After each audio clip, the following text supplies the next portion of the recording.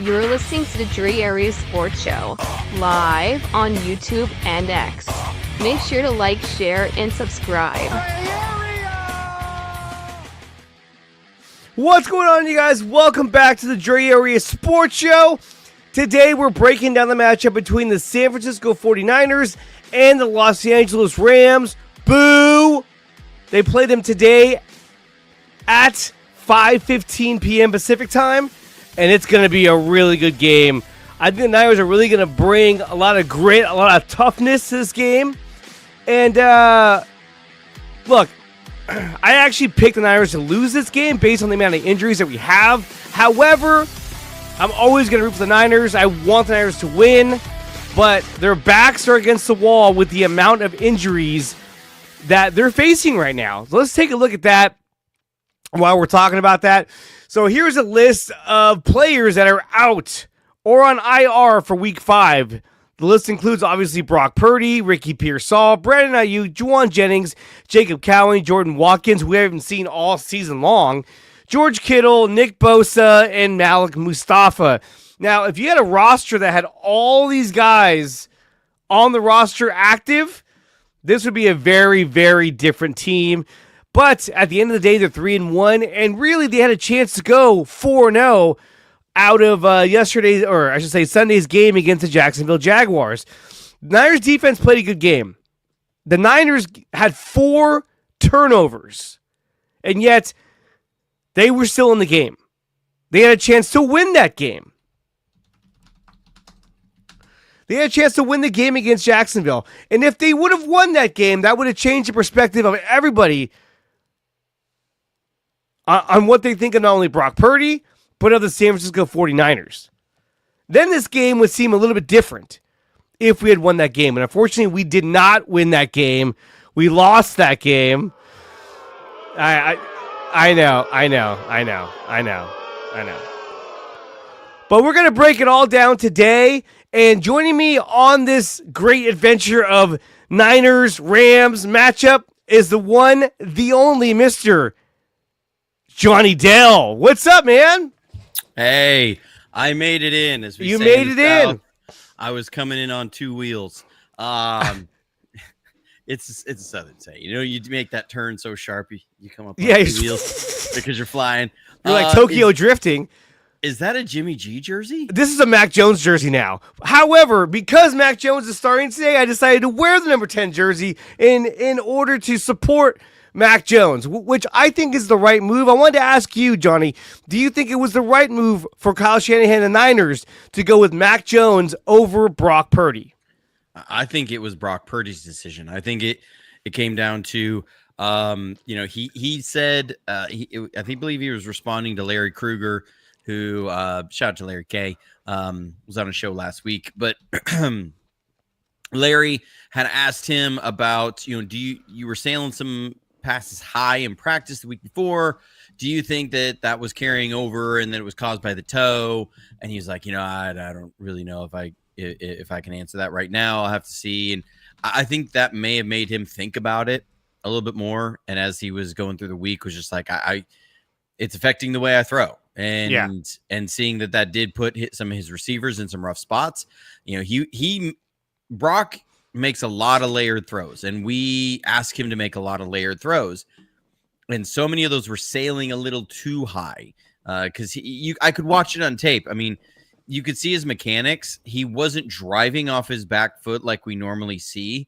It was like it almost looks like he's kind of on his heel, and then he was torquing his upper body.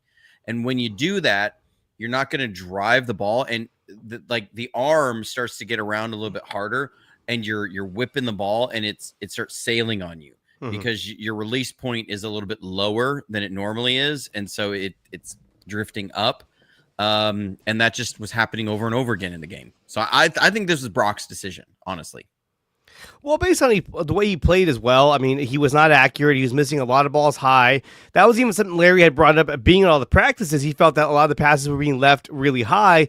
And what happened in the game? A lot of passes were left really, really high, and he was inaccurate. I mean, he had the touchdown to Juwan Jennings. It was thrown low and away, and Jennings couldn't make that catch. But like you said in your video, if you guys haven't watched Johnny's breakdown of the game, you guys got to definitely check that out.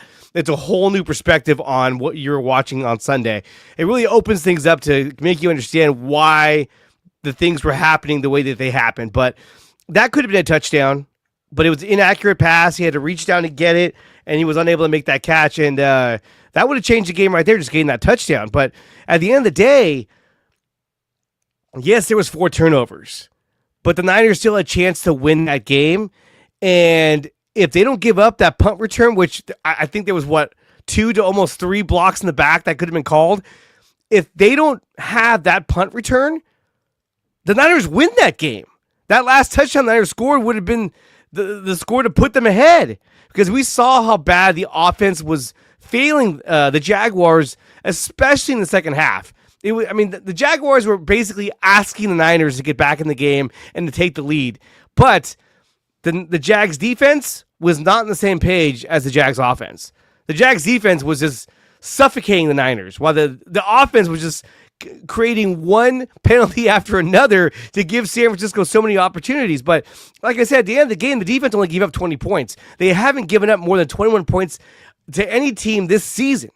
So will that translate to Thursday night? I think it will. I think the defense will still play at a high caliber. Johnny, let me ask you, how do you see the defense playing against Matt Stafford, Devontae Adams, Puka Nacua, and the Rams offense? I think it's a very tall task. Just to put in perspective of where how disparaging this kind of matchup is. Demarcus Robinson is going to be our number 1 wide receiver tonight. Okay? That's rough. He is number 1. He was 5th on the Rams in catches last season. Okay. Before him was Puka Nacua. Nacua. What did I say? Nacua. It's all right. Nacua came in on 2 wheels. Cooper Kupp, Tutu Atwell. That's what I was thinking. I was thinking Tutu. Tutu Atwell, Kyron Williams, and then it was Demarcus Robinson with 31 catches. He had one more catch than the backup tight end who came in after Tyler Higbee towards ACL, right? And that guy only started 9 games and only had 1 fewer catch than Demarcus Robinson. So Demarcus Robinson was 5th on their team in receptions. Really could have been was 6 when you kind of put it together, but 5th on their team in receptions, and he is our number 1 receiver tonight. And the Rams got better in their receiving core during the offseason. So Tutu Atwell. Yeah, it's a tall task. Because they got Puka, they got Devontae, who's having a good year. They still have Tutu Atwell, who can run as fast as anybody. They have Kyron Williams, who can be a very good receiving back out of the backfield. This is a tall task for a team that is now missing your number 1 defensive player in Nick Bosa, who changes the game. Yeah. If you go back and watch that Cardinals game, you will notice, even from the broadcast, that Kyler Murray was sailing balls to his left. Like, he was sailing every throw to his left. It wasn't by accident. They were playing looser coverage there to prevent some things in other areas of the field because they kept asking Nick Bosa to be on the right side of the offensive line, and Bosa was driving the right tackle back into Kyler's face, and he kept throwing up, over, and around the left tackle and Nick Bosa and was sailing passes. Those weren't, like, when you say a player affecting the game, Nick Bosa was affecting the game. Even though he wasn't getting the pressures, he wasn't getting the sacks that we would see in there, it was allowing the defense to not play as tight in one area of the field, so they were able to sacrifice space so that it could reduce space in other areas of the field, and it was changing how they could go about playing defense. You did not have that in this last game against the Jaguars, who were able to keep moving the ball and keep getting first downs. You didn't have that closer on 3rd down. So now you go and face a Rams team that has a good running game, has a ton of weapons that are really tough to beat, and now you don't have that X factor on your defense that can change the way you play schematically. This is a tough task, and the offense, you would look at this game normally say, well, the offense has got to go score 28 points, because I'm looking at this game and I go, I don't see how the Rams don't come away with at least 24 to 27 points in this game. It's Yeah. just really hard to look at this and say they don't score at least that. So if and they're going to play keep away a little bit and put extra pressure on your offense to score every time they get the ball. And that they're going to put that pressure on so that your quarterback will try and force a throw. And they can be opportunistic, or that you are in a place where you have to throw. And now send Jared Verse, Byron Young, and Braden Fisk can all just have at it against your offense where you don't have a lot of receiving threats. This is a very tall task tonight. If they were able to come out with a win, I would be shocked. But the prospect of Braden Fisk on Connor Colby scares me to death. Absolutely. And you saw what Jacksonville did last week. They ran a lot of stunts on the left side, and that put Connor Colby and Trent Williams in a total bind. I think the lack of playing time with each other, they just weren't very good at passing off each other's assignments. And you saw a lot of confusion on that left side and a lot of pressures as well. Now, granted, I think they only gave up 1 sack altogether against the Jaguars. But still, they were applying pressure on Brock Purdy throughout the entire game. And that's something that San Francisco did not do to Trevor Lawrence. Trevor Lawrence had the lowest, going into that game, he had the shortest amount of time to get rid of that football. But then going against the Niners, he had absolutely zero pass rush. Robert Beal didn't provide really anything at the defensive end position. And he's not even playing tonight. He's not even playing tonight. Sam O did the best that he could. But not having Nick Bosa is such a deal breaker for this defense. And a lot of us, including myself, thought, hey, look, this defense is playing really good. They're playing well as a unit.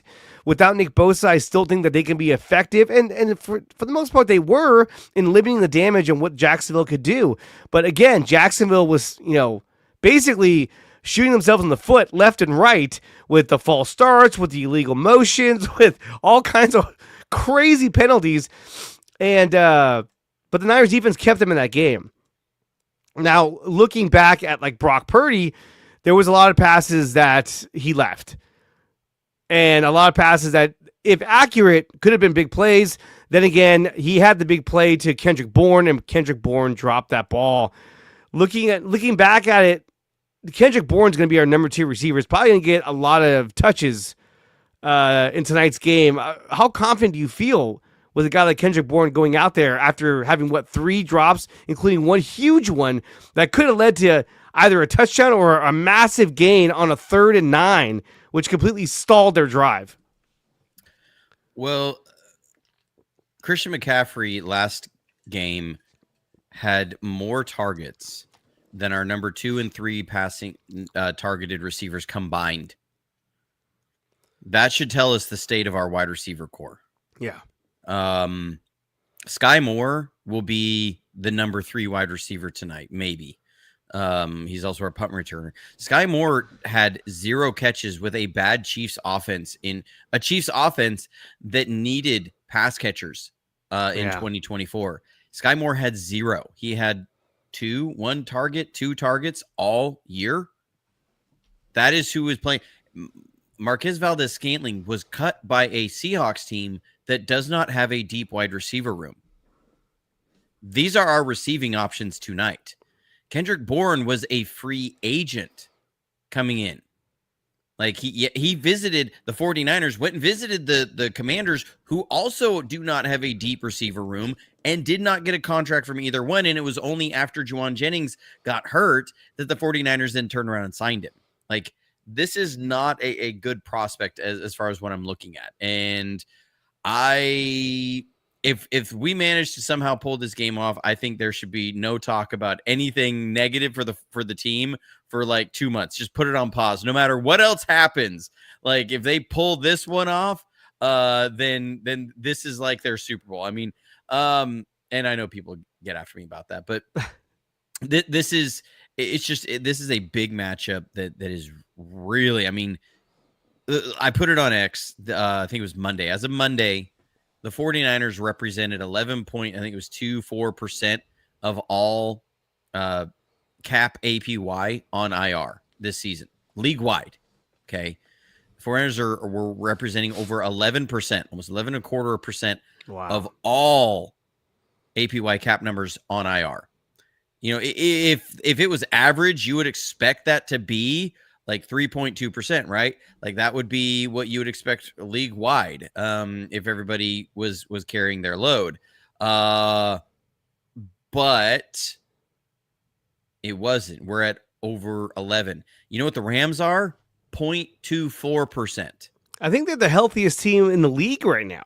They are the healthiest team in the league, have the fewest players on IR, that they have almost no cap dollars on IR, and which then equals out to you have, fewer blue chip players on IR.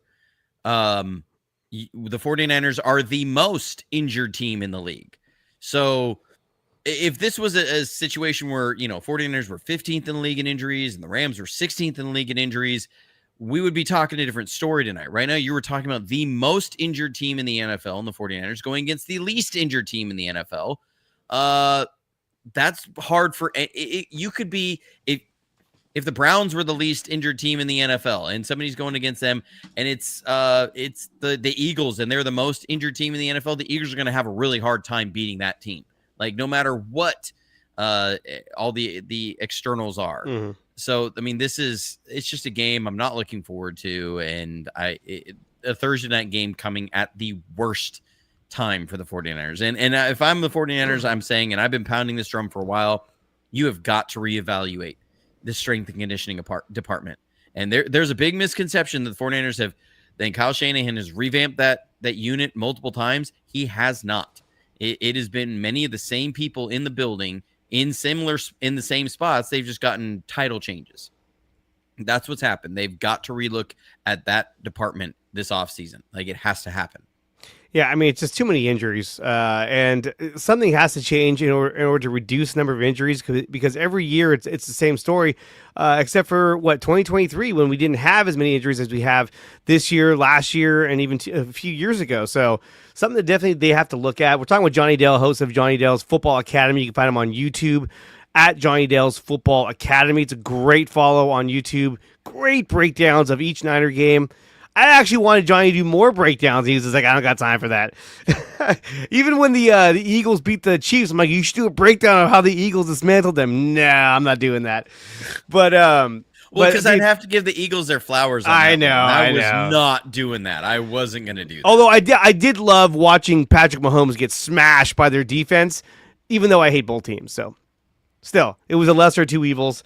And I was glad to see Mahomes just get totally ripped. But we see the list here of all the players that are out. Obviously, no Brock Purdy, no Pearsall, no Ayuk, no Jennings, no Kittle, no Mustafa. I mean, this is really bad. Not having Pearsall or Jennings is going to be a huge detriment to the receiving corps going into tonight's game. And like you said, this is probably the worst time they could have had a Thursday night game, a divisional Thursday night game, on their schedule with this many injuries and the state that they're in. But based on what we've seen from both Mac Jones and Brock Purdy, do you think that Mac Jones will find any success against the Rams defense? I think they're gonna find a way to have some success. It's gonna be very limited.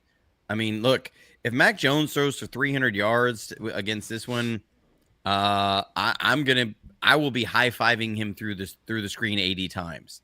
I mean, just think about this as a passing offense.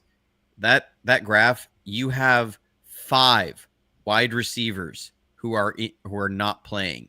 You have your starting quarterback is not playing. You have your starting tight end is not playing. Your primary pass catchers, receivers, and tight ends, you are down 6 targets and your starting quarterback. We talk about the need to get the run game going. Does anybody propose they get the running game going now? If it's been one block and stuff away the past few weeks. That's when you had some of your more receiving targets in the game. Yeah. You are down 6 receiving targets in your starting quarterback, and we're going to expect the offense to put up 24 points? I don't think so. Well, when you look at the matchup between the Niners and the Rams, you got to believe the Rams are going to they're going to stack the box. They're going to dare them to run the football because I don't know if they fear any of their receivers. Now, the Rams have a young, kind of shaky secondary, which I think the Niners can take advantage of. But it's a matter of who can you take advantage of it with? I mean, if I'm the Rams and I'm saying I'm going to line up in man coverage against every one of your receivers, who are you throwing the ball to? Yeah. All they do is keep a safety over to Marcus Robinson, double him, and then everybody else is straight man. Maybe you have a linebacker cone coverage on McCaffrey. Where are you throwing the ball? Yeah, I mean that's what it looks like. And if they do that, they can, with the way we align in our formations, they can run 9 men in the box and do that. I mean, how do you have a counter against that? Well, let me ask you this. Like, I'm just looking at it like I don't see a way out of this. Looking at the Niners running game, if you want to call it that, it's been a mess all season long. Now, one of the staples in a Kyle Shanahan offense, one of the staples in a Mike Shanahan offense is their ability to run the ball with any running back that's in uniform. Pretty much like if I got in uniform, I'd at least get 50 yards rushing because their offense is just garnered to get the running game going. What is it about this season that is different from every other season with Kyle Shanahan? Why can't the Niners run the football, Johnny? Well, let me ask you this, and I hate to put you on the spot. Do you want to get demonetized for an episode? It's fine because I'm not monetized at all, so this is great. Oh, okay. Just give me a sec here. I did this 2 hours ago with Stats with Rob Guerrero over on the Gold Standard podcast. So I got a bunch of clips here from the Jaguars game if people want to see it. I've seen so many handoffs where McCaffrey literally gets to the line and it just gets pummeled. And you're just like, what's going on? It seems like Dom Pooney is not getting the second level. It just seems like nobody's on the same page. Let me go ahead and bring this up. Let me see. Oh, I got to stop sharing. Hold on. Yeah, you're hogging the sharing. So here we're running our wide zone, right? So this is going to go out here, and it reads from outside in on the gaps. Well, this is one. I don't want to harp on this too much because we end up hitting a 9-yard run off of what the Jaguars do here. But we're going to run this wide zone. Notice we're going to bring Ricky Pearsall in motion, and you're going to see these two linebackers shift way over. When that happens, we become at a numbers disadvantage right here. Okay, because this linebacker shifts to the other side of the center, to the weak side now. Now you have 1, 2, 3, 4 blocking or defenders with 1, 2, 3 blocking threats. You're already at a numbers disadvantage. So that's what ends up happening here. So, even at the start, you have a 3-on-2 for the defense. You have 2 blockers against 3 defenders, and that's going to shut this run down. So that's okay. Good job for the Jaguars. That's a good way to account for what we do. This is in the opening drive. So understand this is the scripted portion. Right. And so that wasn't like they're coming up and say, okay, well, they should have been in a different play. Well, okay. What you end up doing now is we're going to bring another motion. And so we're going to see these linebackers shift over. Okay. So you're using this motion that you saw earlier against them now, and you're going to see the defensive tackle shift over. So we're going to run another wide zone here. And you're going to see the other shift. Okay, so we're trying to get a scoop here, a reach block, and then up to the second level. We're working a combo here that they're going to read to this backer, and they're going to kick out. So they're going to read this backer. If he comes down, then Dom Pooney's got to go pick him up, and that means that Brendel's going to wash this down, and McCaffrey's going to cut it up through this lane. Well, you end up working it. We're working pretty well. Okay. That's exactly what's happening here. We're working, we're washing it down. You got Connor Colby up to the second level. Trent's going to seal this backside off. So McCaffrey's reading this out. He sees this linebacker step up. He's going to want to cut it right through here. Well, Mr. Connor Colby, you have a welcome to the NFL moment. You got to get low. I don't care if this is a guy that you got 70 pounds on. You got to get low and dig him out. Instead, he's going to get blown up and stuffed into this hole. You should be driving Floyd out of here. Floyd's a good linebacker. You are an NFL lineman getting on a linebacker. This should be a wide open, wide freaking open run lane, an explosive run play, because you have set them up on from the previous play. You've got your script, you got your answer. You should be one-on-one with Christian McCaffrey in this safety. Instead, he got pushed right back into. Because if you ask any NFL coach, hey, how do you want to draw these plays up? Do you want to get one of your offensive linemen on a running back or on a linebacker? They will all say that is exactly how we draw it up. Right. You would be elated if you said that. Okay.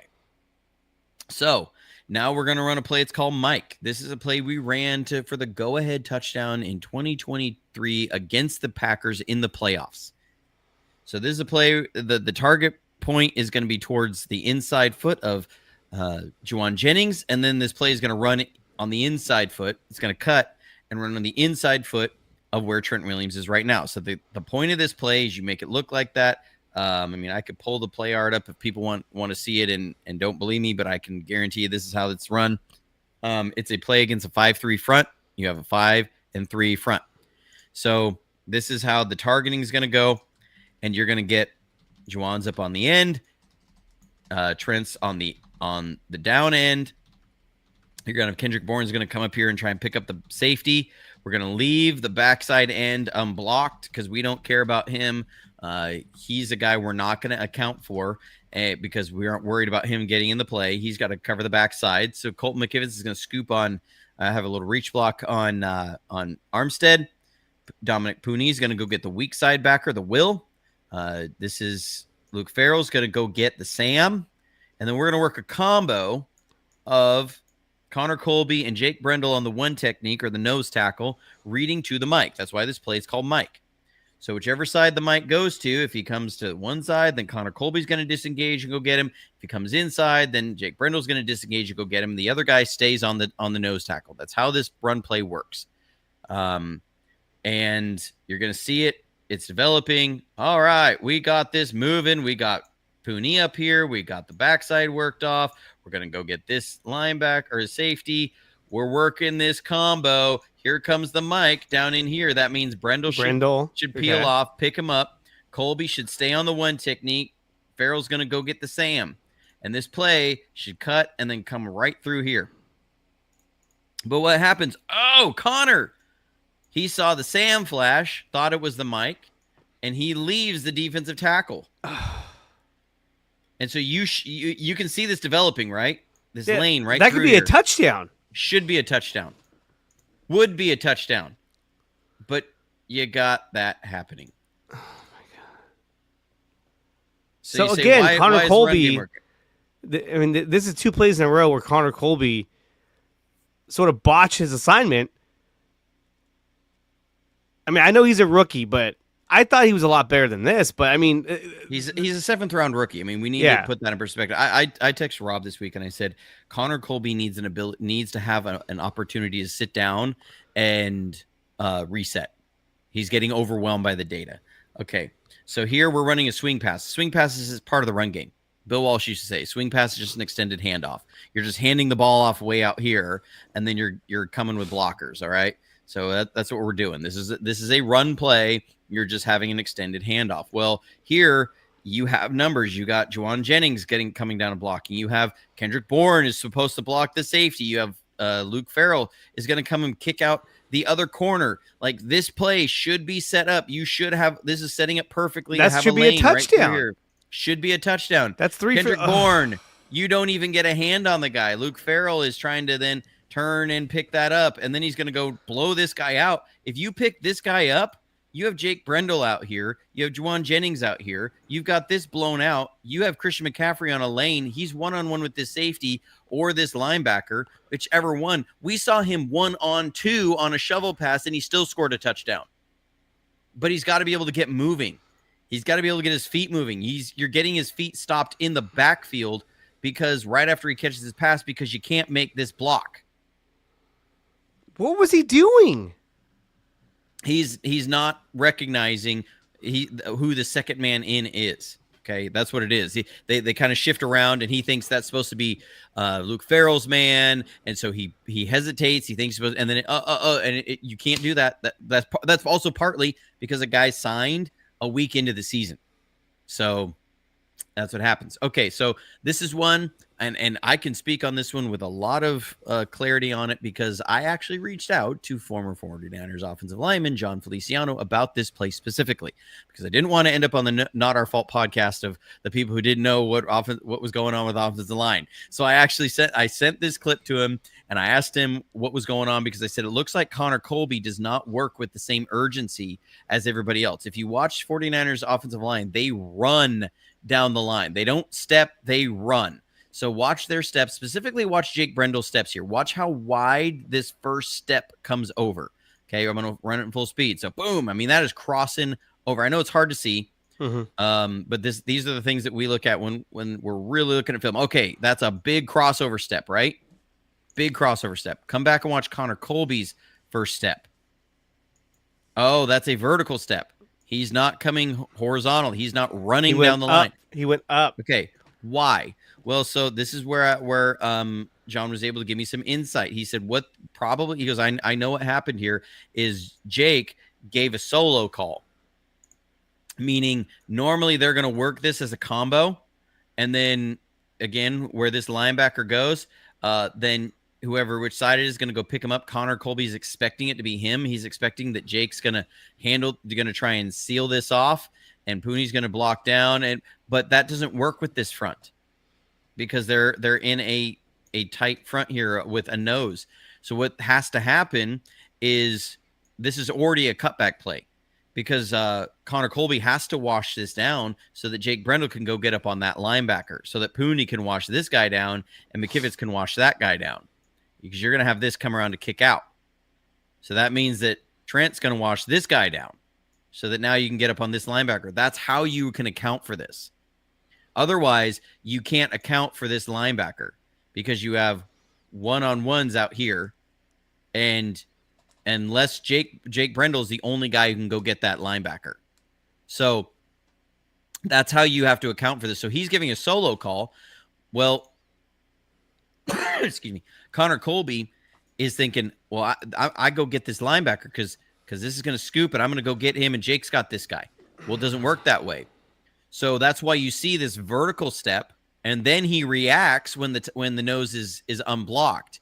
Well, that's either him not understanding the communication that's happening down the front or not hearing the communication that's happening down the front. Either way, this is on Connor Colby that he's not running down to wash this play down because you're going to see this would pop. Because if you have this wash down, you have Jake Brendel's up on the linebacker. Trent is understanding this. Trent is not trying to seal this off. He is trying to move that end down the line.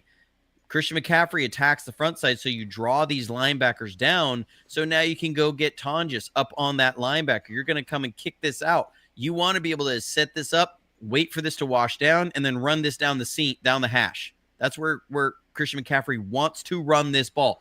Understand if Christian McCaffrey's down this hash, he's got this guy in a two-way bind. If he comes down, he's going to cut inside here. If that guy goes out, he's going to cut inside here. But he can't. He's way over there now. He can't because he's trying to avoid this guy, right? And then watch Christian McCaffrey's frustration with this at the end. He's going to say, throws the football because he knows by the pre-snap what should have happened and it didn't happen. And he's frustrated because he's not able to get the run game going because those runs are there. That should be an explosive run. We're not even meaning like that should be a minor run. This should be an explosive run. We are missing these explosive runs. That is just happening in this with this run game right now. It is just play after play where you are one block away. Okay. And it's not the same person. And you're hearing this in the pressers, right? Of we're one block away here. We're one guy there. You know, it's all this stuff. We're real close. We're real close. We're running this wide zone again. This is our base offense, right? So you're working a combo here. They're reading on this linebacker. Jake Brendel's done a good job. He sealed this backside. This linebacker is kind of hesitating, and he's sitting. Pooney's trying to work up to him. You got McKivitz is kicking it down. We don't care about this guy because you roll out on these passes. And if these guys are crashing down so hard, you keep doing those rollouts, which we did a ton of in this game. That is why. But this is the block that Christian McCaffrey is reading. This is where his eyes are. And these two guys, if you look at their head stripes, where are their head stripes? Looking at the linebacker. They are not looking at the man they're blocking. They're trying to get their eyes on the linebacker. You can see that with the head stripe. So they're reading. If this guy comes out, Trent's going to go get him. If he comes in, Connor's going to get him. That's how this is going to work.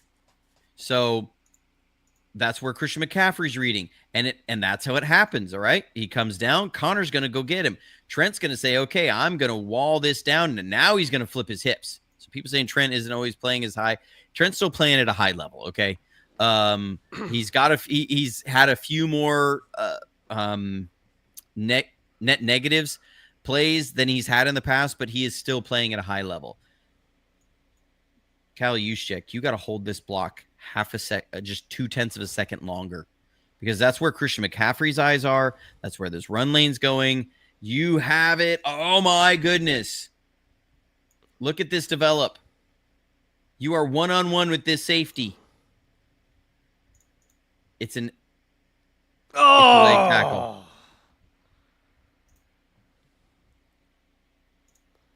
I'll let the silence show this one. They say the silent tape.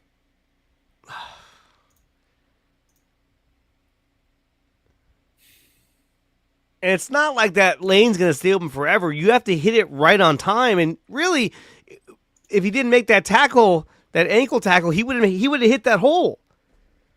It's just, oh, man. So now put these in perspective with what we're seeing in the press conferences when they're asked about the running game. Man, it's real close. We're just one thing here. You know, there's a lot that goes into it, right? This isn't just coach speak. I don't mean to sound like I'm just defending these guys over and over again, but it's not coach speak. It's on the film. It really is there. And so people saying, well, Christian McCaffrey's just not as explosive as he used to be. See, I don't believe that. It's baloney. It is a made up narrative. The film does not show that. Okay, we're going to run an inside zone here. Now, this is going to be a little hard to see because the camera's in the way, but stupid camera. Connor Colby is going to get absolutely stood up here by this tackle. He presses him, and then he peeks eyes to McCaffrey, and he's watching and this is a great job by him, but he's reading McCaffrey. So once McCaffrey comes in, he disengages Colby and goes and makes the tackle. You've got to be stronger at the point of attack there, Connor Colby. Same with Dominic Puni. Dominic Puni, if you watch this, he gets stood up. If it's pressed, stood up.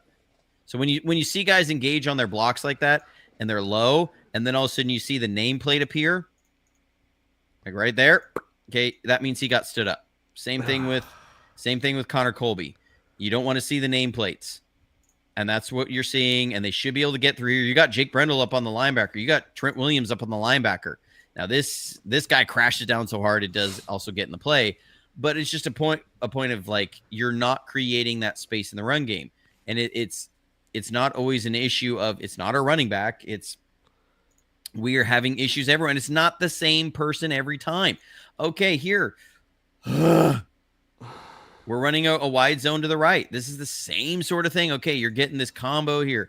You're getting this Colby's running down. He's trying to wash this. You're trying to get Jake Brendel up. You're getting Trent's trying to get to that guy, but same thing. You're comboing here. They're going to see which one of these guys is going to disengage and go get that linebacker, because we're going to go have Juwan come out here. I think there's a safety outside he's going to go get, and they're going to leave. They're doing this so that Juwan is going to hit that guy. So they want him flying upfield to get contained, so that gives an advantageous kick out for Jake Tonjes here. But watch the front side. This is just where I'm talking about, Lev, where you see these lanes start to appear, that if the running back is unimpeded, he's able to get through this lane and be one-on-one with this safety. It's there, but guess what? He's got to kind of hesitate and then try and go. This guy's able to come down. This guy comes down, and he gets sandwiched before he can get through this hole. It's there. Jake Tonjes, you got to be better at this block. Like, you got to kick that out harder. And you look at the initial attack angle. That's what throws Christian McCaffrey off. He's coming outside, and he's like, whoa, where are we going? And then he's going to try and go. Like, that's not a McCaffrey explosiveness issue. They got to be decisive in their run blocks and go and get him one-on-one with that safety, because this is Christian McCaffrey. He's going to then he could very well break that and be gone. We're talking 50, 60-yard run. They're there. We're 1 and 2 blocks away. We're 1 block here, 1 block there. Another example, this is when you have backups playing and these two guys are not certain on how to read these blocks. So we're running this wide zone again. Okay, you're going to have Trent help, and then he's going to go get this backer. And then you're going to have Connor Colby seal on this. You got Jake Brendel's got a scoop on that. You're going to get Dominic Puni's going to come get this backside backer.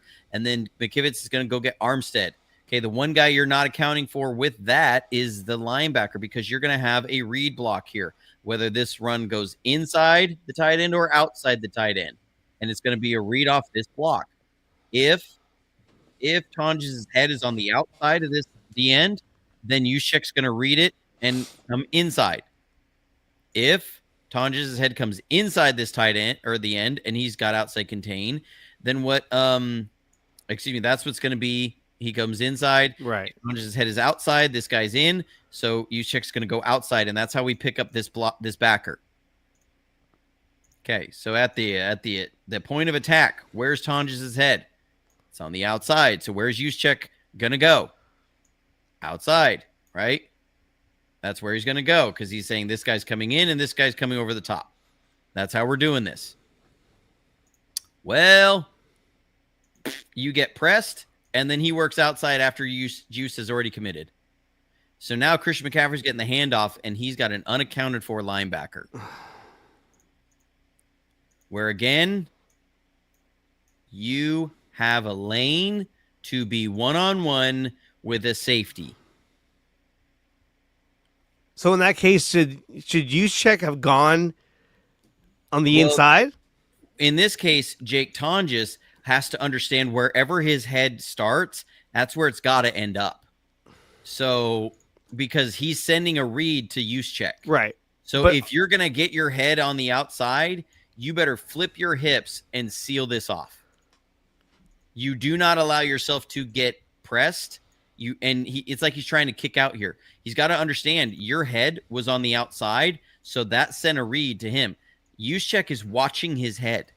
That's where the read is, like as they're taught and through this, because remember, this is snap. So you've got to give a definitive read to your fullback on where this block is supposed to go. So that's a play that people look at Kyle Juszczyk and say, man, you didn't go make your assignment. And it's going to be, well, that's on Jake Tonjes. That's on him not sending a clear read. And you can see he's a little frustrated. Are these like basic fundamentals that they're just not? Yeah, this is day 1, 2, and 3 run game install. So, yeah. Now this play, we have an ability to account for. Thanks, Steve-O. I appreciate it. But I kind of wish we checked out of this. I wish we checked weak side, because yes, in theory you can get the numbers advantage, or you have enough people to account for everybody in the box. But you don't I don't like the matchup, because the key block is going to be Demarcus Robinson cracking on this Sam backer. I don't like that. If that's the key block you're relying on, I think that's going to be a loss every time, because that's what ends up happening here is he hits him good, but this guy's just going to work him through. Again, you have an ability to account for this. If this block is really tough, you're going to have a seam right through here. But again, I don't love that this is the matchup you're hoping to win, because you're asking a lot of Demarcus Robinson to go make a block on a Sam backer that way. I would have preferred that this play get checked and they come this way and have Juszczyk go over here. They can it and go the other way. I don't know if that was an option in here, but I mean, that is effort by Demarcus Robinson. Give you that, but he got worked. But again, there's lanes in here. There really are there. And this is honestly, I stopped in the middle of the third quarter on those runs. It's just so bad. Now they did. What the hard part is, they did have some 7-yard runs, 9-yard runs. You're missing the explosives, and you're seeing it is just like one block here and there, one detail, and that's what they've talked about, right? There's small details. There's one little thing. There's this. they're not lying in the press conferences. People are acting like, well, they're trying to cover up for Christian McCaffrey has lost a step. They're just committing to him because of, their love for him, and they're doing this and that, blah, blah, blah. And then they don't understand what the offensive line. If it was like Connor Colby just losing every single one, I would say, we'll put Drew Moss in there and we're going to roll with that. Elevate Nick Zakel, and at least he can, you might pop one or two, but you get like 3 plays, 4 plays that are Connor Colby. And then you get 1 play or 2 play that's Dominic Puni. And then you get a couple plays as Jake Tonjes. And then you get a play as Luke Farrell. Then you get a play as Kendrick Bourne. And then you get a play as Kyle Juszczyk. It's like all of these things. And then you get a play, it's Brian Robinson's footwork because he just joined the team and hasn't worked on this running system for a long time. Like, that's what I've been seeing through the first 3 weeks is like, this team is just a little bit out of sync. And that is what is to be expected of a team that has been decimated by injuries since the start of training camp. We have to remember that this team has not worked live pads on their run game, which is when it really counts, with the same groups, all these people playing together for more than 4 or 5 days at a time since the start of training camp. That is why this run game looks so out of sorts. When you look around the league at teams that are really good at running the ball, they have had the same units, or most of at least like 75% of the same unit together and working on these runs throughout training camps and everything. Because as Kyle Shanahan always says, right, when he was asked about the Jaguars, well, you can see they're committed to it. And he said, well, what do you mean you can see they're committed to it? What he means is there's a lot of detail and nuance in their run game, and that shows that they put a lot of time into it in practice. You can see those things. So people will criticize the 49ers drop back pass game. When your offensive foundation is running the ball and you are seeing these kinds of things, the only medicine is to spend even more time on your run game. So it's kind of one of those like, until that starts to be fixed, this offense will continue to look dysfunctional. It's not a situation where they're going to suddenly say, well, we're going to start devoting 70% of our time to the pass game because the run game is not working. No, you would have to throw out 9 years of the Shanahan offense to do that. You say, no. What we need to do, and you also look at this, you say, we don't have a systemic problem that we cannot create run lanes. We have a systemic problem of that we keep missing some small details, and we got to be locked in the whole game. You get those things fixed, and all of a sudden this offense is gonna start blossoming and start looking like what we're used to. But They've got to get that figured out. I mean, it feels like tonight is a make or break game for the offensive line, because if we cannot run the football, I don't see us having much of a chance to stay in this game, because if you're relying on throwing the ball, your main targets in Juwan Jennings and Pearsall are not going to be there. You still don't have George Kittle. So now it goes back to can you run the football? And really, look, they brought in Luke Farrell because he's a good blocking tight end, but I haven't seen that. I haven't seen that in Luke Farrell. Obviously, we haven't seen that in Jake Tonjes. We saw just right now in the video that he's making mistakes. The Rams have the number 10 rushing defense in the league, only allowing an average of 98.5 yards per game, and they've only given up 2 rushing touchdowns on the year. The Niners haven't even scored a rushing touchdown on the year, which is brutal when you have a guy in Christian McCaffrey. Now, let me ask you this.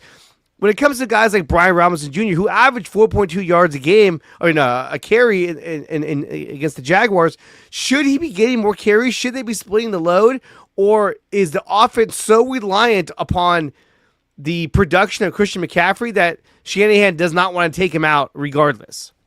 Well, again, I'll just point you back to that film. And when you look at that film, do you see anything where you say, yeah, if Brian Robinson is in there, the problem's fixed? No.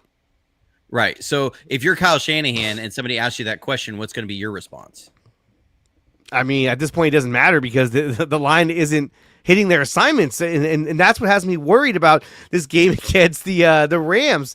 Because if you're going to turn this game into a drop back passing game, they have enough pass rushers to make your life a living hell the entire game. So really, if you're the offensive line of the Niners, this is it. Like, you have to come together tonight if your team has any chance of winning this game. Now, going into Tampa the following week, you're going to have a 10-day, break where you get to kind of reassess, like, okay, where have we been fucking up and what can we fix? But until then, I mean, on a short week, coming off a bad performance against the Jaguars in a game which you still could have won. This is going to be a tough assignment yeah. against Los Angeles. So just kind of coming back to that question I had asked you, now you understand why Kyle gets so like confused and a little off put when people talk about, why don't you put Brian Robinson in there a little bit more and see if you can get a little more carries, or Jordan Mason in there the year before, like, because I saw a lot of these same issues when we started having the offensive line coming in and out during last year, right? You can see why Kyle Shanahan gets a little like short and confused, because he feels like he already answered the question. He said, well, it's always one thing. And you see that film and then you say, okay, like if you were asked that question, you would look at somebody and go, well, no. Or if somebody said, well, I mean, if you thought about you should give some reps to somebody else because Christian McCaffrey's lost a step, you'd be really confused. Well, if the only context you had was that film, you would sit there and go, what are you talking about? Because I mean, remember, a lot of times they're so inculcated and insulated in trying to do their job and prepare for the game. They're not used. They don't see that the online conversation is all about the Christian McCaffrey's lost a step, or that that's a sort of thing. You're going to be confused. You're going to go, why would I do that? Why would I take Christian McCaffrey out more? Like that doesn't. Well, it's nothing that Christian McCaffrey is doing that is limiting the run game. It's the blocking by the offensive line and tight ends and the receiving core that is causing problems and cohesion within the run game. So how do you solve that? How do you turn that around? I don't know. I mean, more time on task. I mean, getting more of these guys time on task, getting them correcting these things in the film room, being prepared and ready. And Chris Forster's got a job ahead of you. You got to get Connor Colby ready. Like Connor Colby's got to be ready. He's got to be going out to lunch with Jake Brendel and saying, and sitting there in the film room with Jake Brendel and saying, okay, Jake, show me. Let's go through this tape again. As we're watching the Rams fronts, if we get this front, what call are you going to make? And what am I supposed to do in my step? And now let's go out onto the field after practice and let's work through these steps together. Like that's the kind of stuff that it's going to take. And it's going to take them being locked in on. It's going to take your receivers getting in there and Kendrick Bourne having to sit with the receivers coach after hours and say, okay, these are the different looks we can have. When this happens, what should I do? And like this is all down to individual players and guys who haven't even been in this culture. Guess what? You are part of this culture now, and you have got to lock in, start putting more of the time in, getting more of your preparation in, and getting everything down, because you don't throw games away in the NFL. You need to be on these. We are being limited as an offense until we can get this run game going. That if you get this run game going, you will get the passing targets, MVS. You will get some passing targets down the field, because I can tell you teams are not respecting him down the field because they don't respect a deep comeback from MVS. So they're sitting a corner on top of him and they're just running deep. And safeties are squatting. Normally, you would see the corner go, and then the safety have to take him as well on those deep passes. That's not happening. We're having safeties are squatting in those moments. The interception that Brock threw against the Seahawks week 1, that was cover one man, meaning there should have been a deep safety. We ran MVS on a deep post. Okay, a deep post down there. I think it was a field post was what it actually was. A deep post down the field that you would expect the deep safety, who is his responsibility is stay on top of the deepest man down the field, because corners in cover one man are taught to play out of phase. They're taught to play in a trail technique because you have that deep safety help. So you play leverage to your help. So you're willing to bite on things underneath so that you're because you have over the top help safety. That safety gave zero help to MVS, squatted on it. And that's why one of the reasons it looked like it was thrown into quadruple coverage, because MVS was drawing zero respect from the Seahawks defense. He was drawing zero respect from the Cardinals defense. He was drawing zero respect from the Saints defense. And same with Sky Moore. They do not worry about these guys running the route tree. And so it is making it really hard. But guess what? If you're able to run the ball and we can get a play action pass and that safety squats and we get you down and we have Brock or Mac with time to then set in the pocket and lob it out to you so you can do what you do best, which is 19 yards a catch because you're a deep route guy. you might get a 60-yard catch for a touchdown, but you gotta block. You gotta execute the run game. Yeah, I mean, if they're not showing MVS any respect in terms of like, okay, let me stay on top of him, because you're right, they let him run by. They're like, they're not going to throw to him, and they just collapse on Ricky Pearsall. But let me ask you, look, I'm a huge fan of John Chapman. He's brought up a lot, saying that Jake Brendel is a huge issue for the offensive line. And look, I love John. I love John's content. I love it. Love his content. But do you think there is a huge problem when it comes to Jake Brendel as the center for the San Francisco 49ers? Nobody loves to hate Jake Brendel more than John Chapman. Yes.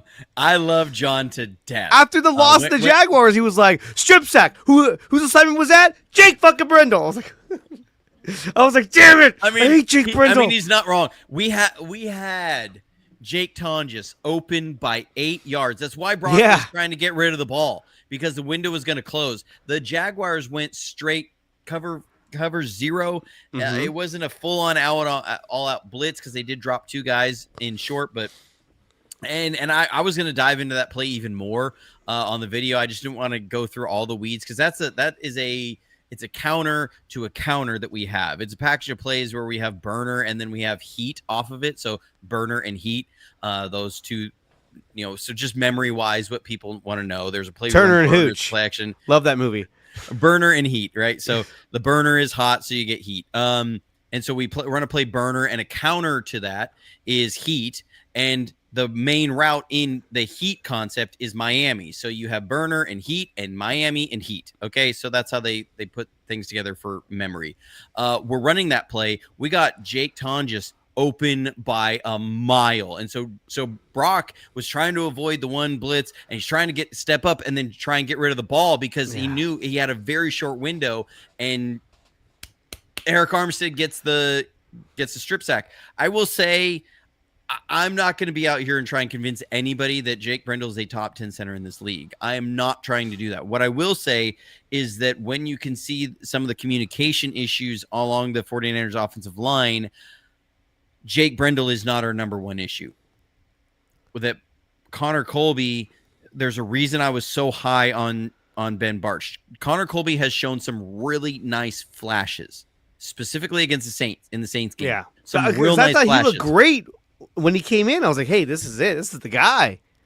Cardinals game was not good. The Jaguars game was bad. He had a number of plays in the pass game. He had a number of plays in the run game. Like, we are not trending in the right direction with Connor Colby. That's what I mean. He needs an opportunity now to sit down and reset. It's just that the efficiency and the grades, I'm sure the internal grades of the 49ers are dropping down. We need Ben Bartch back in a hurry. There are communication issues going on between Colby and Trent Williams. There are communication issues going on between Colby and Jake Brendel. Our number 2 biggest issue right now is honestly Dominic Puni, who does not look 100% healthy on his knee. Ever since that injury in preseason, it looks like he's never really been the same all season long compared to what he did last season. And so that's a huge detriment to the Niners offensive line.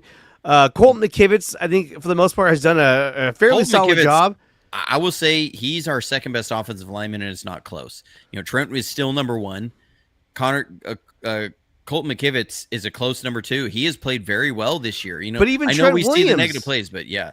I mean, Trent Williams, again, he's caught a lot of flack lately, and I've heard a lot of people saying that Trent looked old, Trent looked slow, and Trent was getting beat by Hines. I forgot his last name. Hines Allen, Ward. Because remember, that was Josh Allen, and then everybody knew Josh Allen as the quarterback, not the outside linebacker, and so he's now added a hyphenated point to his name. Hines Allen. So that nobody confused him, because they would say Josh Allen, the linebacker, not the quarterback. Yeah. Even though I think he was in the league before Josh Allen. That's the guy you would offer in a trade to somebody, and hoping that they would just read Josh Allen and go, yes! And, oh, wait a minute, fuck! And even though he's a really good player, I used to do that all the time. There was a guy, Ricky Williams. So you had the running back, Ricky Williams, and then you had another running back for the Colts. His name was Ricky Williams. And in multiple leagues that year, people were trying to trade that guy, trying to fool you to thinking it was the Ricky Williams from the at the time, I think he was playing for the Miami Dolphins, that it was him. And so if you fell for it, you were screwed. Like, ugh. But let me ask you this: if and when Ben Barch comes back, do you think that he automatically goes back to the offensive line as a starter? Yeah, no doubt. Because Colby's he's got a lot to learn. He's not developing fast enough, is what it seems like. Well, remember, this is a 7th-round rookie. Like, the expectations need to be set for that. He was a developmental player when they got him, and so he is being forced. Now, he played better than they expected in preseason, but he is by no means a finished product. This is not the second coming of Dominic Puni in his rookie year. So, like, he has had flashes, but we're really bad about this. Is if we have a rookie who flashes good early in the year, fans will assume that he's arrived. Yeah. And fans, so when you see something wrong happen, we assume it's not that guy. We assume it's Jake Brendel. Oh, he screwed up. He must have screwed up somehow. And that happened last year with Dominic Puni. Dominic Puni fell off a lot during the last six weeks of the year.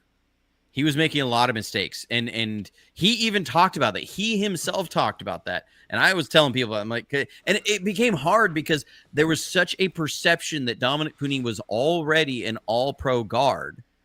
And I was watching the film the last 6 weeks, and I was a little almost hesitant because it's like, if you start calling out Dominic Puni, everybody's going to tell you don't know ball, right? And it's like, well, no, he hit a rookie wall, and there were issues that had been kind of there throughout the first 10 weeks that teams started exploiting the last 6 weeks, and he hadn't quite figured out yet. And it was in the middle of the year, and he got hit his rookie wall. And so he didn't have everything figured out. And so like it was a real thing that Dominic Puni was having some things that were his fault that were getting put on Jake Brendel near the end of the year. And that's kind of happening right now, is that those two guys are missing some assignments, and it's getting put on Jake Brendel a lot. And I'm not saying that Jake Brendel is a top 10 center. We can all find plays where Jake Brendel is getting worked. I mean, one of those plays I can show it in there, he gets absolutely leveled by Floyd and stuffed in there. He has had his share of negative plays. But do I look at it and say, okay, it's like 10 times worse than Trent Williams? No. And that's not to say that Trent has just had all of these negative plays. He has a few, which he did at the start of the season last year. Trent did. Mm-hmm. Trent Williams, he did at the start of the season the year before. And the year before that, Trent Williams doesn't play a lot of training camp, and he starts slow to the beginning of the year. Like, that is Trent's thing.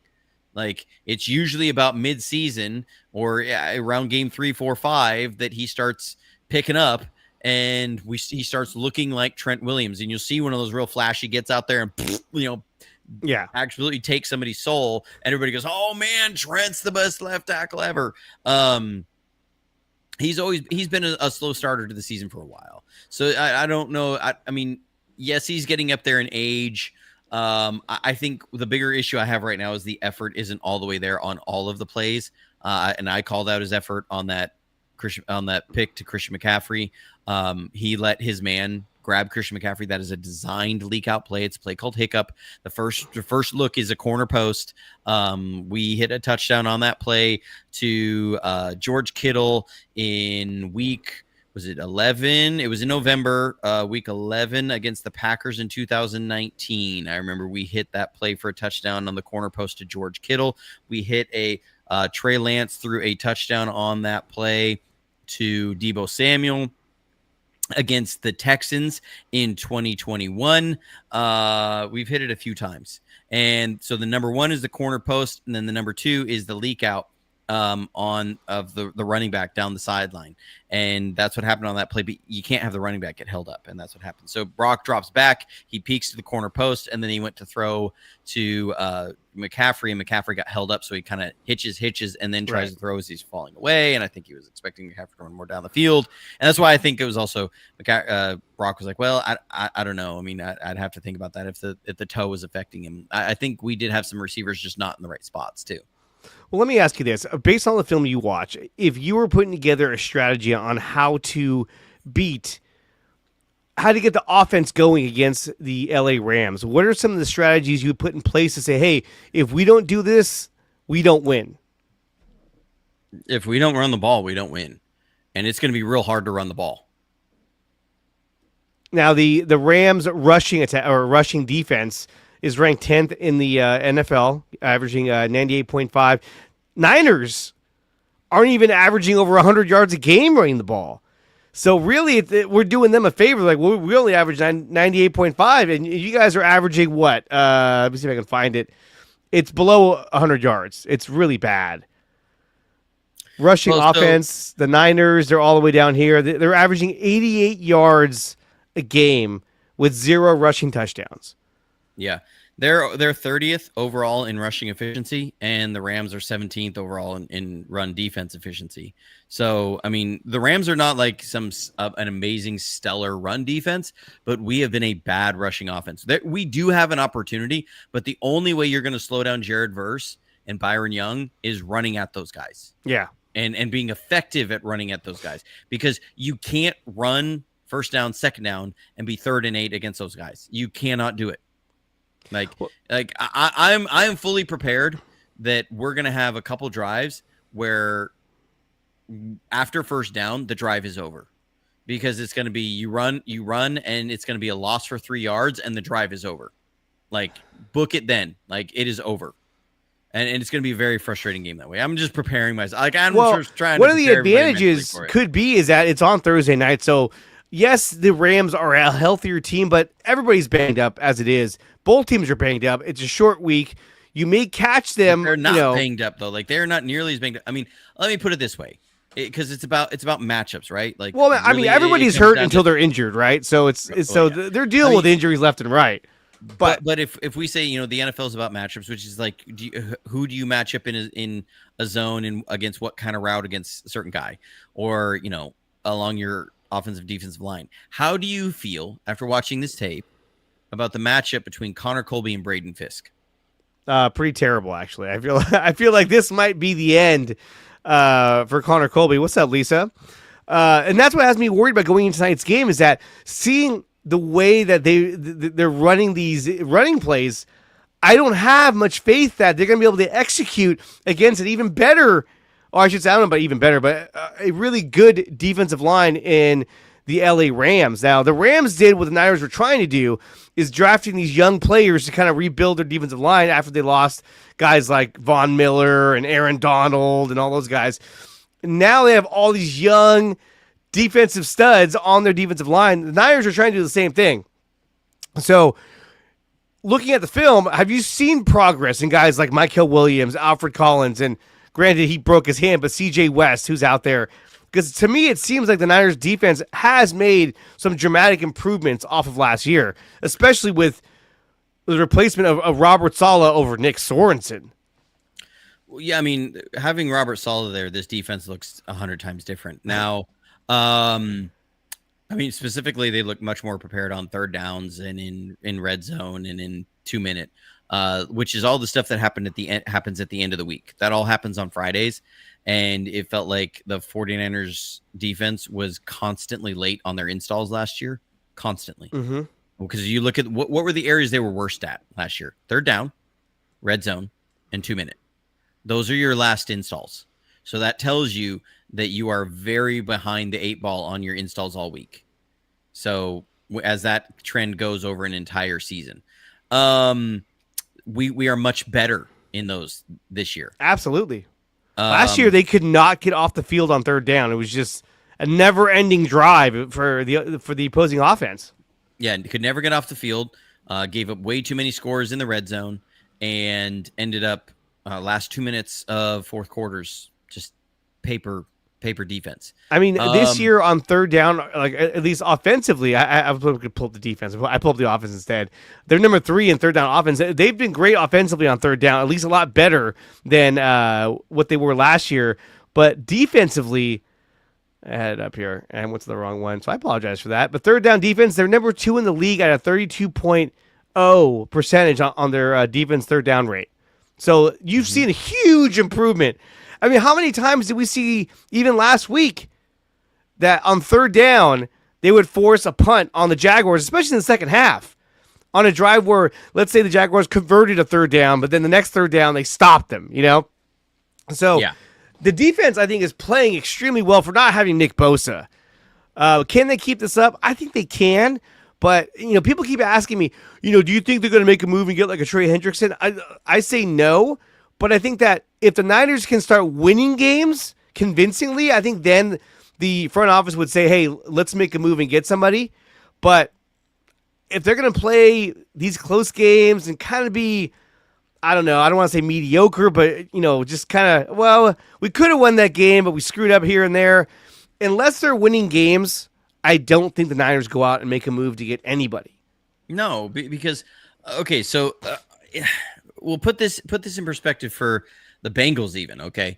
The 49ers call you up and say, hey, what would it take to get Trey Hendrickson? What are you going to tell him? Because if Trey Hendrickson walks this year and gets signed, you're going to get a 3rd-round comp for him. Mm-hmm. So if you have that in your mind, if I keep this guy, I get a 3rd-round comp that I can turn around. I can turn into a 4th-round pick this year. What are you asking for? Yeah, it has to be better than a 3rd-round comp pick. It has to be a better pick than that. So if you're going to give me a 3rd-round pick that's worse than the comp pick I'm going to get, then why would I even make this trade? So you have to compensate. Well, comp pick will happen at the end of the round. But so, still, I mean, their pick would be a late round third. It would be a late 3rd-round pick. So you're So say the 49ers are picking like 75th, and you get at the end of the rounds 96. Is moving 20 spots really worth? And okay, so even if you say it's a 3rd-round pick in 2027, well, you can flip that for a 4th this year. That's pretty easy. 3rd round the year before is a 4th round for the current year, or the next year. So you say, okay, is moving 40 spots worth Trey Hendrickson in the middle late rounds? No, I don't think so. No, not for a Trey Hendrickson. You're going to ask for probably a 2nd and a conditional 4th. It would be probably a conditional 4th, 5th. So it's a 5th, a conditional of if he gets a certain amount of sacks, it becomes a 4th, right? So it's going to be a 2nd and a 4th, because then the team that trades for him is going to get a 3rd in the year after. So it's got to be something like that. If you're the 49ers and you're saying, I've got Nick Bosa, all the cap dollars tied up into him, and I fully expect him to be back healthy next year. And we just invested the 11th overall pick into Michael Williams, and I just traded a 5th rounder for Bryce Huff to bring him in. Are you looking at your defensive end situation and saying, I should invest then now a 2nd and a 4th in a guy who probably will leave next year, and I'll get a 3rd back for him? Absolutely not. In the other year. Absolutely not. And if you're the Bengals, you're not accepting anything but that trade. Yeah, I mean, you cannot mortgage your future 1st and 2nd round picks for a guy that's not even going to be here come next season, right? Unless you sign him to a fat contract, and it's like, okay, well, you sign him, then who are you not signing? So, right, so say goodbye to Juwan Jennings. Say goodbye to these other guys who want their bigger contracts. How are you going to keep D Winters past next season? Like, okay, now that means you say goodbye to D Winters, who has played out of his mind this year. You can't say goodbye to him. After you got rid of Dre Greenlaw, you cannot take goodbye to him. You have to retain him. Remember, Dominic Puni is going to be on his 3rd year of his rookie contract next year. That means the year after that, in 2027, he's on his 4th year. You're going to have to extend him that year. So you got Dominic Puni's coming down the pipeline. Renardo Green's coming on down the pipeline. Malik Mustafa's coming down the pipeline. Like, you have a lot of these guys that it's not going to be very long. They're going to have a number of them because you hit clusters in draft picks, which is good, but they're going to be coming down the pipeline to all at the same time. So you have got to stockpile rollover for that to happen. Yeah. And we have some breaking news right now. Let's go to that right now. So the Niners have made a flurry of moves. This comes courtesy of Raj from RSF Niners. The Niners have promoted Adrian Martinez from the practice squad to the 53-man roster. The team has elevated Malik Turner and Travis Gibson from the practice squad. They have released Jordan Jefferson to make room for Martinez. They also signed Derek Canteen to the practice squad. So we've seen now Travis Gibson is going to get a chance at defensive end, I would assume, for the 49ers. I get why they brought up Robert Beal last week to kind of take over for special teams for Sam O, but now they're realizing, hey, we need a guy who can put pressure on the quarterback. I know this guy did have 7 sacks, Beal's I want to say, and Beal's out for this game. Yeah, Beal's out for this game. That's why they have to elevate Travis Gibson. But I like the idea of elevating Travis Gibson as opposed to Robert Beal. Robert Beal, he's a physical specimen, but the guy he doesn't produce. But remember, again, Beal's out. So Mhm. like it wasn't even like elevating Gibson over Beal. It's just they can't play Beal. Yeah. He's out. So this is just even more of the injury woes coming down at you. Travis Gibson, like where I'm worried about it is special teams. Okay, he hasn't been practicing special teams, and Mm-mm. you're on a short week, so you have that. Adrian Martinez is your backup quarterback. Something, for God forbid, happens to Mac Jones. You are now with Adrian Martinez as your quarterback in this game. None of these things are sitting making me go, oh man. Jordan Jefferson's an interesting one. That means that most likely CJ West is going to play tonight. So, which is really what wild. I had to double check on with Jordan Jefferson because honestly, if you look at them on film, CJ West, Jordan Jefferson, Kalia Davis are almost impossible to tell apart until you can actually see all of their numbers there, because they're all massive human beings, dreads that cover their nameplates, and Yeah. they look identical. They like their builds are exactly the same. You're watching almost film like, from who is film. that? Who? Okay, that's I who am. that is. I was like I was looking, I'm like, wait, that looked like CJ West. Then I went, CJ West is 99, not 96. And I was like, who's 96? Jordan Jefferson. He got like 10 snaps last week. They're just going to move him back to the practice squad is what this is. It's just a procedural move. And so the question now I want to ask you as we start to wrap things up is that with Brock Purdy, you know, he isn't healthy enough to be the team's emergency backup in LA. That has me worried. Now, is that a case where you think they're saying, "Hey, look, we don't want you to be the emergency backup. We want to give you as much time as possible to recover, to heal. You know, we don't want you out there at all." Or is this a case where is Brock Purdy headed to the IR? I mean, you can only elevate Adrian Martinez, and I think this is the last time you can do that. Maybe one more time, and then you got to put him on the roster. So, do you think there's a chance that Brock Purdy goes on IR? No, because you're locking him out for the next 4 weeks, and I don't think it's that kind of a situation. This is going to be even if he was down for the next 2 weeks because Strawberry React says this means that Brock's going on IR. No, I mean, what are they supposed to do? Go into tonight's game with only Mac Jones as quarterback? Oh, yeah, you can't do that. You can't do that. You've got to elevate him. So, if this lingers on, because honestly, I think they're talking with Brock of like, Brock, look, if you are not healthy, you are about to be facing a very monster defensive line. You're going to get hit. This isn't a question of if you might get hit. You are going to get hit. You're going to get hit 8 or 9 times. Is that we could try and rush you out here. This is going to be harder on your toe, or you get 11 days of rest before the next game on that toe. We can let it heal a little bit more. It may be lingering throughout, but it'll be a lot better situation in 11 days than it is right now. It's true. So, yeah, I mean, it's even if it's being elevated to the active 53. Remember, they elevated or they released Jordan Jefferson, so they made a spot on the 53.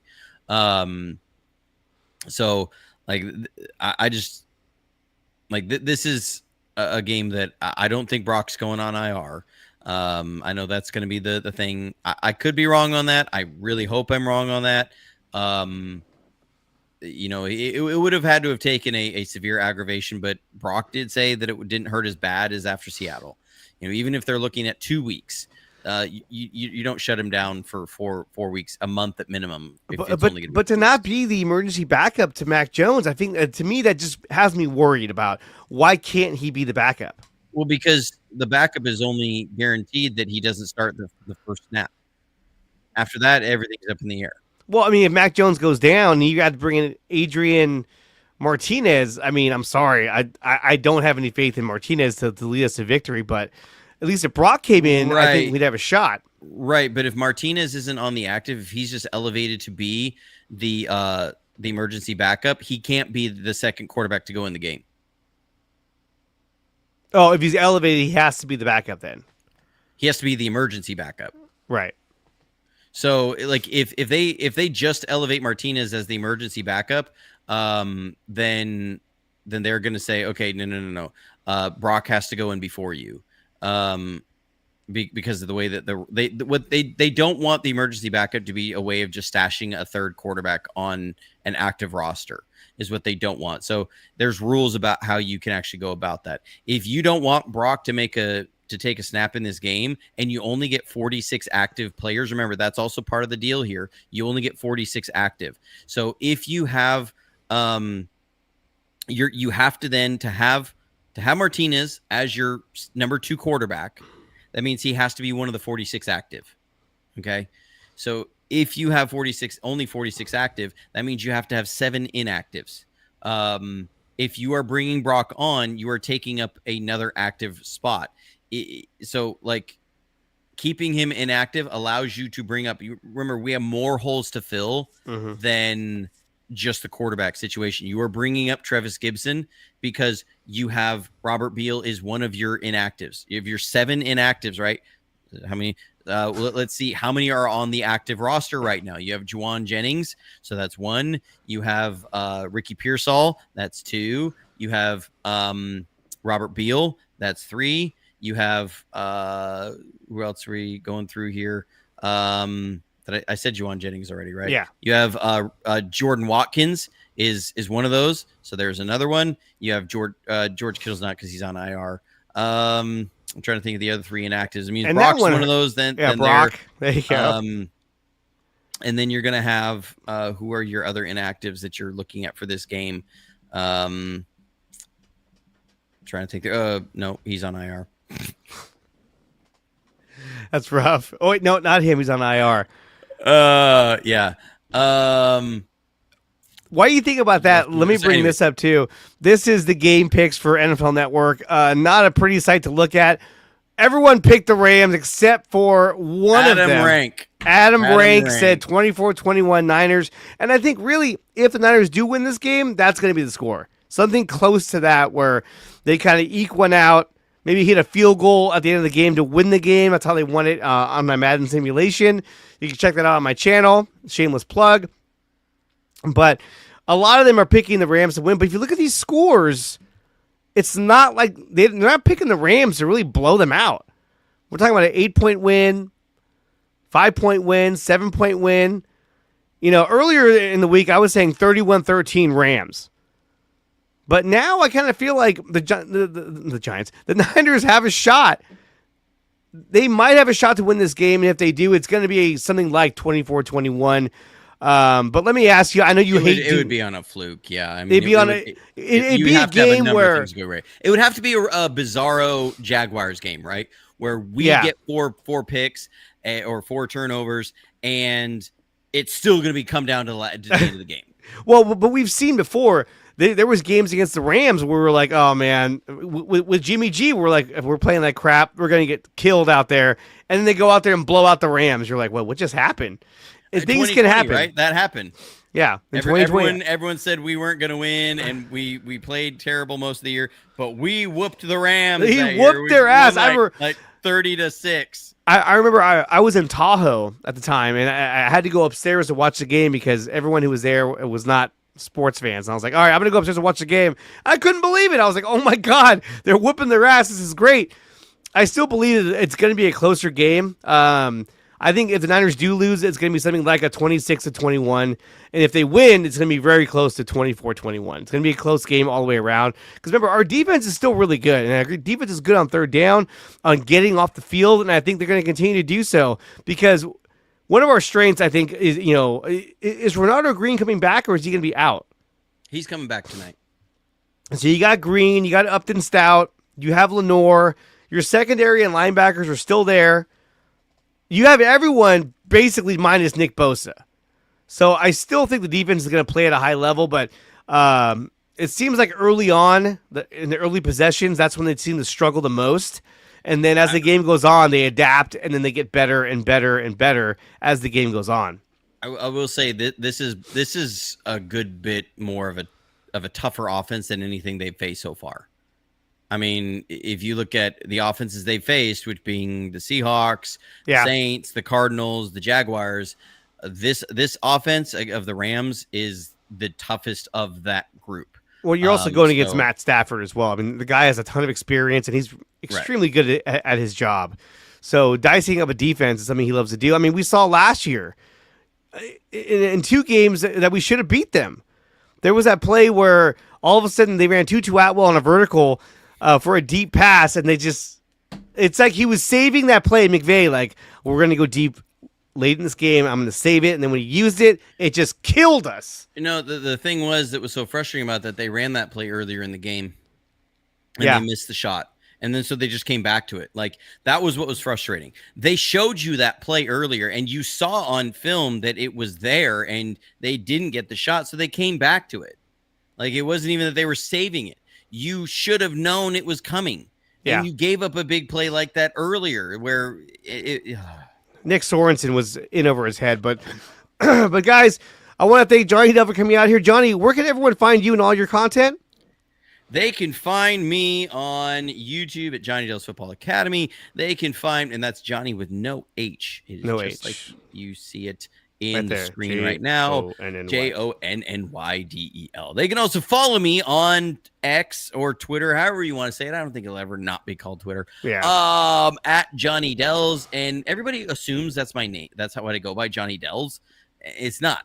It's the I have it as Johnny Dells as in the apostrophe S, possessive, because it's my football academy. Johnny Dell's Football Academy. And so when I went to Twitter, I had it as Johnny Dells, but that's not actually what I go by. But anyways, you can find me there at Johnny Dells. Had to get there we go. Definitely check out Johnny Dell. And look, with Johnny, he does amazing breakdowns on the film.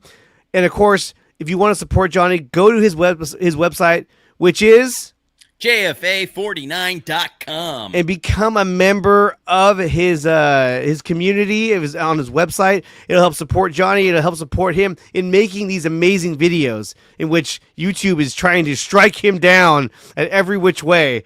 And he's having to go guerrilla to try and get these videos up and publish without them taking them down. Well, okay, so the issue isn't even that they try and take it down. What they do is that they block monetization for about a week. So I win the appeals usually, but it makes it so I don't make any money off of it for like the first 10 days. Yeah, and that's tough because that's when everyone goes to watch the videos. Nobody cares about the Cardinals review when we're sitting here talking about how we lost to the Jaguars. Yeah. Like, that's just how They're like, let me go back and watch that. I mean, people do that, but it's a lot more rare. Guys, thank you so much for tuning in. If you want to support my channel, make sure you hit the like button and subscribe to my channel, Dre Area Sports. If you're watching on X, make sure that you follow this account on X, and you go to YouTube and you subscribe to Dre Area Sports. Subscribe to Johnny Dell's Football Academy as well.